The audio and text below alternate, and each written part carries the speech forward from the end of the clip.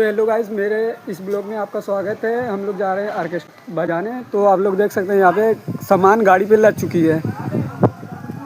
तो मैं आसिफ उतारेंगे और यहाँ पे सेट करेंगे। आप लोग देख सकते हैं यहाँ पे पिकअप में वो साउंड डेकोरेशन कितना एक नंबर हुआ है। आप लोग देख सकते हैं डेकोरेशन मतलब कैसा हुआ है, मैं तो रात में दिखा पाऊँगा। तो हेलो गाइस, मैं अपना साउंड सर्विस लेके आ गया हूँ गनवारा में। तो अभी मैं चलाऊँगा इसको को। मैंने सेट आउट करके रख दिया है, तो मैं अभी दिखाऊँगा आपको इसी वीडियो में। तो इसीलिए वीडियो देखने के लिए बने रहे।